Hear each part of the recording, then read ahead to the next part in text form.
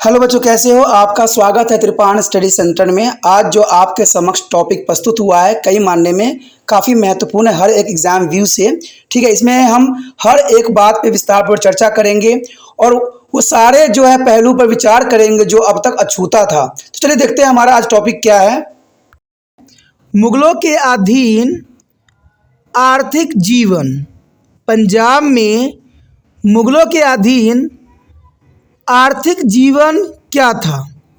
कहते हैं अगर आर्थिक जीवन की तरफ हम ध्यान दें तो सब प्रथम कृषि आता है। कहते हैं कृषि जो होती है बहुत काफ़ी महत्वपूर्ण है और भारत कृषि प्रधान देश माना जाता है।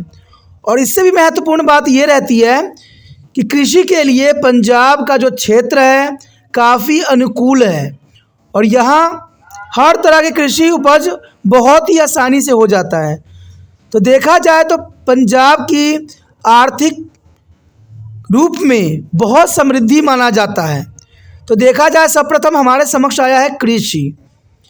कहते हैं युद्ध की नीति की दृष्टि से पंजाब मुगलों के लिए एक महत्वपूर्ण प्रांत था।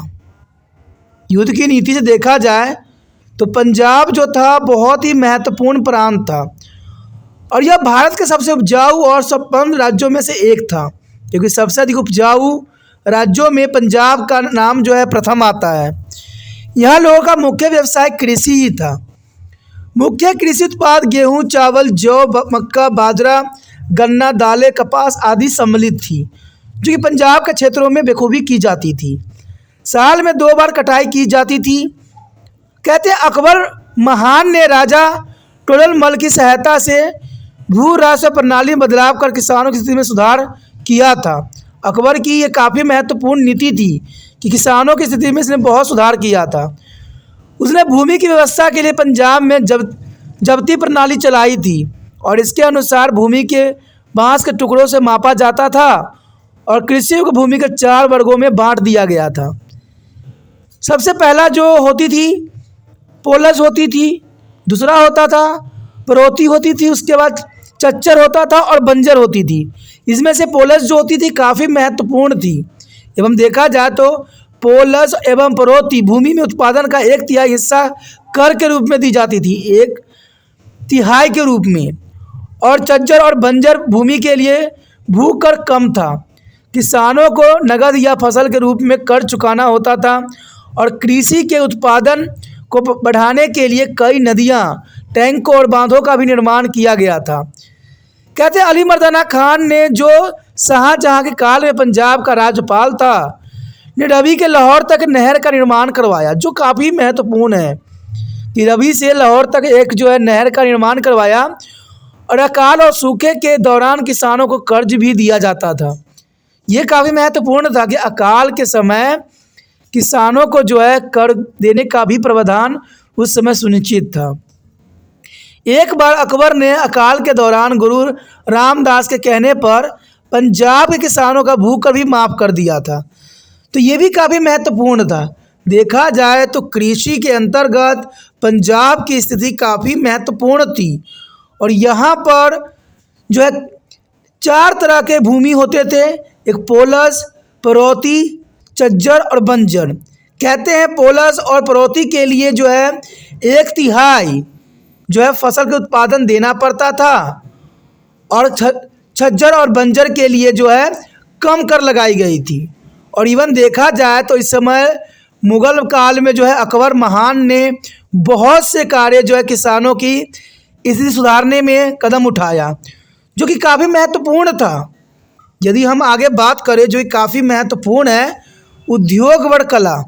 देखा जाए तो मुग़ल कालीन में जो है आर्थिक जीवन के अंतर्गत उद्योग व कला का क्या महत्व है, चलिए देखते हैं। तो यहाँ पर हम जो कर रहे हैं उद्योग व कला काफ़ी महत्व रखेगा। कहते मुग़ल भारत में सरकार ही, यानी मुग़ल भारत में सरकार ही मुख्य उत्पादक थी, जो अपने कारखानों में कई तरह की वस्तुओं का उत्पादन करती थी। और भारत वस्त्र उद्योग, लकड़ी उत्पाद और चमड़ा उत्पाद तथा युद्ध के औजारों के लिए काफ़ी प्रसिद्ध था। यानी देखा जाए तो पंजाब का यहाँ पर अपना विशेष महत्व था। देखा जाए तो भारत में कई तरह कारखाने भी लगाई गई थी। भारत भर उद्योग, लकड़ी उत्पाद, चमड़ा उत्पादन, औजारों के लिए प्रसिद्ध था। भारत में हर चीज़ों का जो है यहाँ पर निर्माण होती थी और कुछ विशेष स्थानों पर उत्पादन के लिए प्रसिद्धि थे। और जैसे बंगाल सिल्क के लिए, यानी कुछ जगह जो थे काफ़ी प्रसिद्ध थे कुछ चीज़ों के लिए, जैसे बंगाल का सिल्क के लिए था, कश्मीर गर्म कपड़ों के लिए, साल व लकड़ियों जो है विशेष तौर पर देखा जाए तो आकर्षक पदार्थों के लिए, और अमृतसर कालीन तथा चीनी के लिए प्रसिद्ध था। तो हर क्षेत्रों का अपना एक विशेष महत्व था, क्योंकि सभी क्षेत्रों में अलग अलग तरह के उद्योग लगाई गई थी जो कि काफ़ी महत्वपूर्ण था। इवन देखे जाए तो लाहौर पंजाब का प्रमुख व्यापारिक और औद्योगिक केंद्र था, जहां बेहतरीन किस्म के कालीन व सालें मिलती थी। और इसके अलावा लाहौर में ऊनी, सूती व सिल्क उद्योग भी थे। तो देखा जाए तो उद्योग व कला जो है आर्थिक तौर पर काफ़ी समृद्ध थे, और ये काफ़ी महत्वपूर्ण रखता है बात यहाँ पर।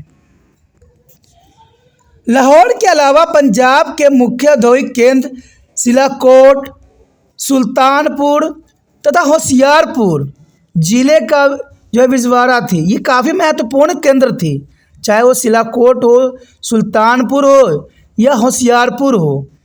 कहते हैं सिख गुरुओं ने पंजाब के बहुत से शहरों की नींव रखी, जैसे करतारपुर, किरतपुर, आनंदपुर, तरनतारन तथा अमृतसर।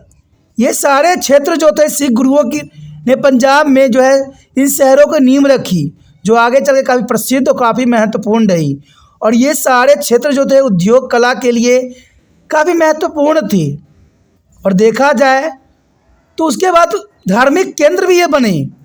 आने वाला समय में देखा जाए तो ये धार्मिक केंद्र हैं, और इनसे भी पंजाब में आर्थिक संपन्नता का प्रसार हुआ। यानी देखा जाए तो यहाँ से काफ़ी जो है इसको प्रसार हमें देखने को मिला। उसके पश्चात हमारे समक्ष आता है व्यापार व वर्जनीय, काफ़ी महत्वपूर्ण है। कहते हैं मुगल काल में आंतरिक तथा बाहरी व्यापार दोनों ही उत्पन्न उन्नति की राह पर थी। यानी मुगल काल में देखा जाए तो आंतरिक और बाहरी व्यापार दोनों ही उत्तम कोटि की थी, उन्नति पे थी। भारत के दूसरे देश विशेषकर एशियाई और यूरोप देशों ने जो वाणिज्य संबंध जरूर थे। और देखा जाए तो व्यापार थल और जल दोनों मार्ग से होते थे। व्यापार जो होते थे थल मार्ग यानी धरती से और जल मार्ग के दोनों के थ्रू होते थे। और लाहौर और सुल्तान महत्वपूर्ण व्यापारिक केंद्र के रूप में उभर के सामने आए। लाहौर व काबुल तथा जो है मुल्तान व कश्मीर के मध्य नियमित रूप से व्यापार होता ही रहता था। अब्दुल फजल के अनुसार केवल लाहौर में ही एक व्यापार के अधिक शाल बनाने के कारखाने थे। यानी देखा जाए अगर हम अबुल फजल के देखें तो उसने साफ शब्दों में कहा था कि लाहौर में 1000 से अधिक शाल बनाने कारखाने हैं। 1000 से अधिक मान्य रखते हैं कि यहाँ पर 1000 से अधिक जो है शाल बनाने के कारखाने हैं। भारत के पश्चिमी तट पर मुख्य बंदरगाह थे और बोरोच, कम्बो, गोवा, कालीकट तथा कोचिन। और पूर्वी तट के मुख्य बंदरगाह सुनारगांव, मछलीपट्टनम और चिट्टागोंग थे। इनकी ओर से बड़ी मात्रा में होने वाली आयात निर्यात से भारत संपन्न हुआ। और इसके अलावा देखा जाए तो मुगलों ने पंजाब में बहुत सी जो है सड़कें बनवाई, जिसे व्यापार तथा वर्जनी के लिए काफ़ी बढ़ावा मिला। और पंजाब के धार्मिक उत्सव दौरान उत्सव उत्तेजित होने वाले जो है मेलों से आंतरिक व्यापार को प्रोत्साहन मिला। देखा जाए तो ये महत्वपूर्ण बात है कि पंजाब में बड़े क्षेत्रों में आयात निर्यात की जाती थी। और दूसरी बात था यहाँ पर जो है सड़कें भी बनवाई गई, क्योंकि यहाँ पर व्यापार की काफ़ी बढ़ावा मिला। इवन देखा जाए तो पंजाब एक धार्मिक उत्सव के दौरान बहुत से मेले लगाई जाती थी। और आपको पता ही होगा कि मेले में हर तरह की वस्तुओं खरीदना बेचना एक आम होती है और व्यापार के लिए काफ़ी उत्तम है। अब देखिए अभी के समय अगर हम बात करें तो भारत में देखिए कई तरह के त्यौहार मनाए जाते हैं।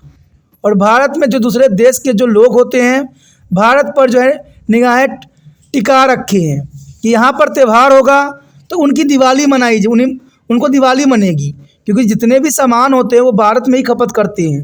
क्योंकि त्योहारों में लोग कुछ भी नहीं समझते, सिर्फ उनको तो सामान खरीदने से मतलब होता है। इसलिए देखा जाए तो चाइना के लिए जो है यहाँ व्यापार करना काफ़ी महत्वपूर्ण रहता है। इसलिए व्यापार व वाणिज्य के लिए भारत काफ़ी महत्वपूर्ण स्थल है। इवन देखा जाए तो मुगल कालीन में पंजाब का स्थान काफ़ी महत्वपूर्ण था, क्योंकि पंजाब में तरह के हर प्रकार के मेले जो हैं लगाए जाते थे और उसमें जो है व्यापार उद्योग के लिए काफ़ी महत्वपूर्ण था। इवन अगर हम अगले पॉइंट की बात करें तो कहते हैं वस्तुओं के मूल्य पर वेतन। श्रमिकों, कारीगर और शिल्पों तथा कारखानों में काम करने वाले मजदूरों का वेतन अधिक नहीं था। ये बात हमेशा रही है कि हमेशा देखा गया है कि जो कारीगर वर्ग होते हैं, जो मजदूर वर्ग होते हैं, उनका हमेशा शोषण होता है। इवन मुगल कालीन के समय भी देखा जाए तो उनका जो है वेतन अधिक नहीं होती थी, उनका गुजारा ही चल जाए वो ही बहुत बड़ी बात थी। तथा वस्तुओं के दाम भी बहुत कम थे, इसलिए उनको वेतन भी बहुत कम मिलते थे। सामान्य श्रमिक दिन के 2 दिनार कमा लेते थे, यानी देखा जाए तो सामान्य श्रमिक जो थे दिन के 2 दिनार ही कमाने में सक्षम होते थे उस समय, और एक प्रशिक्षित कारीगर को दिन के 7 दिनार मिलते थे, जो एक साधारण जीवन व्यतीत करने के लिए काफ़ी थे। यानी देखा जाए तो ये साधारण जीवन व्यतीत करने के लिए जो है 7 दिनार काफ़ी महत्व रखता था। और मेडवाला के शब्दों में आमतौर पर यह कहा जा सकता है कि अधिकतर लोग आज जैसे आर्थिक ढांचों में ही रहते थे, और ये कहा जा सकता है कि सामान्य व्यक्ति की आमदनी ज़्यादा नहीं होती थी, परंतु वह भूखे भी नहीं मरते थे, क्योंकि चीज़ों के दाम कम थे और उनकी इच्छाएं नहीं थी तथा वह संतुष्ट रहते थे। ये काफ़ी महत्वपूर्ण बात है कि इंसानों को जो है संतुष्ट रहना चाहिए। जो संतुष्ट है, समझिए उसको कभी भूखा नहीं मर सकता है, क्योंकि देखा जाए तो हर बुराई का जो जड़ है लालच है, और लालच नहीं जो है संसार को ख़त्म करता है। तो यहाँ काफ़ी महत्वपूर्ण बात आता है। आगे अगर हम पॉइंट की तरफ नज़र दौड़ाएं तो लोगों के जीवन शैली में विभिन्नता। तो चलिए देखते हैं लोगों के जीवन में विभिन्नता किस प्रकार की है। तो यहाँ पर जो हमारे समक्ष आया है, लोगों के जीवन शैली में विभिन्नता काफ़ी महत्वपूर्ण रहेगा आर्थिक जीवन के आधार पे। अगर पंजाब के लोगों की जीवन शैली को देखा जाए तो उच्च और निम्न स्तर के लोगों में काफ़ी विभिन्नता पाई जाती है। राजा, राजकुमार व कुलीन वर्ग के लोग भव्य इमारतों में रहते थे और वह जीवन की सभी सुविधाओं व विशेष अधिकार का जो है उपभोग करते हुए विलासतापूर्ण जीवन व्यतीत करते थे। ये काफ़ी महत्वपूर्ण है कि वह जीवन के सभी सुविधाओं व विशेष अधिकारों का ये उपयोग करते हुए विलासतापूर्ण जीवन व्यतीत करते थे, और वह कीमती व भड़कीले वस्त्र पहनते थे तथा स्वादिष्ट एवं पौष्टिक भोजन के साथ शराब का भी सेवन उस समय की जाती थी। तो उस समय जीवन शैली में काफ़ी विभिन्नता देखने को हमें मिला। दूसरी तरफ अगर देखें तो गरीब लोग सादा जीवन भोजन खाते थे। जो गरीब लोग होते थे सादा जीवन व्यतीत करते और सादा ही भोजन करते थे। इसमें चपाती, खिचड़ी, दाल आदि सम्मिलित थी। यानी उस समय जो उनका जीवन थी बहुत ही साधारण थी। वह सादे सूती वस्त्र पहनते थे तथा मिट्टी, भूसे एवं कच्चे ईंटों से बने घरों में ही अपना जीवन यापन करते थे। और ये काफ़ी महत्वपूर्ण है कि उनका मुख्य व्यवसाय कृषि होने के कारण जो है सूखे व अकाल के समय उन्हें बहुत ही कठिनाइयों का सामना करना पड़ता था। कि कृषक होने के कारण सबसे बड़ा बुराई यही होता है कि जब अकाल और सूखा पड़ता है तो सबसे अधिक प्रभाव किसानों पर ही पड़ता है। हालांकि मुगलों की तरफ से उन्हें आपातकाल में भोजन व अन्य जरूरत का सामान दिया जाता था। चलिए ये तो देखा जाए तो मुगल के बादशाह अकबर की महानता होती थी कि वो इस तरह का प्रावधान किया गया था, लेकिन बाद में इतना कुछ हमें देखने को नहीं मिला और काफ़ी महत्वपूर्ण बात यहाँ है। इसी के साथ दोस्तों हमारा ये टॉपिक ख़त्म हो जाता है जो कि काफ़ी महत्वपूर्ण था। आने वाला टॉपिक जो हमारा रहेगा धार्मिक जीवन, जो कि काफ़ी महत्वपूर्ण है आप लोगों के लिए। ठीक है, तो आप बने रहे त्रिपाण स्टडी सेंटर के साथ। अगर समझ में आ रहा है, अच्छा लग रहा है और मन से त्रिपाण सेंटर की मदद करने की विश्वास रखते हो तो जितना हो सके इस वीडियो को शेयर करने की भावना भी आपके मन में बरकरार रहना चाहिए। और जितना हो सके शेयर कीजिए, शेयर कीजिएगा तभी दूसरे बच्चों का केयर भी होगा और ये ज़रूरी भी है। पहली बार मेरे चैनल पे आए हो, पहली बार वीडियो देख रहे हो, समझ आ रहा है और चाहते हो कि और वीडियो आपको प्राप्त हो, तो जनरल सी बात, चैनल को सब्सक्राइब कर लीजिए। सब्सक्राइब कीजिएगा तभी जो है आगे वीडियो का नोटिफिकेशन भी मिल पाएगा और आने वाला वीडियो से भी आप जो है समझ सकोगे। तो जनरल सी बात है, चलो सब्सक्राइब कीजिए और तिरपान सेंटर के साथ जुड़ जाइए।